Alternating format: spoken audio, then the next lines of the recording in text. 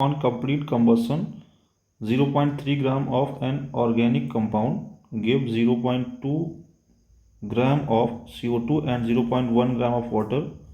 The percentage composition of carbon and hydrogen in the compound is.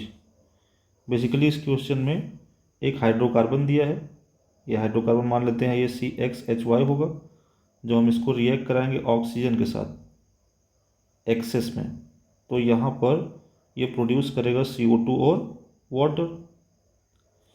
अब ऐसा हम यहाँ पे मान लेते हैं कि जो हमें ये M दिया गया है, M is the mass of organic compound. Organic compound का जो मास दिया है, ये दिया है 0.3 ग्राम। ठीक है, M1 हम कंसिडर कर लेते हैं मास ऑफ वाटर, तो मास ऑफ वाटर यहाँ दिया है 0.2 ग्राम।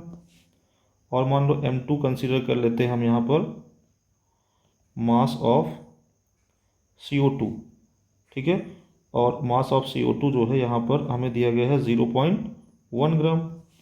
अब परसेंटेज का फॉर्मूला लगाते हैं। परसेंटेज ऑफ कार्बन अगर हम यहाँ पे सॉल्व करेंगे तो ये आएगा कार्बन का मास 12 इंटू M2 जो CO2 दिया है, इंटू में डिवाइड करेंगे इसको हम 44, और टोटल हमारे पास जो मोलर मास दिया हुआ है ऑर्गेनिक कंपाउंड का मास, ये कितना हो जाएगा M और इंटू 100। ये फार्मूला लगाएंगे तो यहाँ से आ जाएगा 12 इंटू 0.2 मल्टीप्लाइड बाई 100, डिवाइड कर देंगे इसको हम यहाँ पे 44, और इंटू में M की वैल्यू कितनी दिया है, M की वैल्यू प्रोवाइड किया 0.3।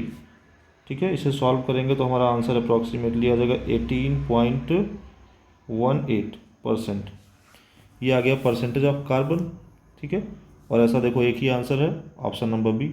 अगर आपको कैलकुलेट करना है तो परसेंटेज ऑफ हाइड्रोजन भी कैलकुलेट कर सकते हो। परसेंटेज ऑफ हाइड्रोजन का फार्मूला सेम होगा, तो परसेंटेज ऑफ हाइड्रोजन के लिए इसका मोलर मास होगा 2 इंटू में M1 प्रोड्यूस हो रहा जो वाटर हाइड्रोजन से, इंटू में 100 अपॉन में वाटर का मास 18 मल्टीप्लाइड बाई ऑर्गेनिक कंपाउंड का मास। कैलकुलेट करोगे तो ये 3.70% आ जाएगा, यानी ऑप्शन जो होगा आपका वो बी हो जाएगा करेक्ट।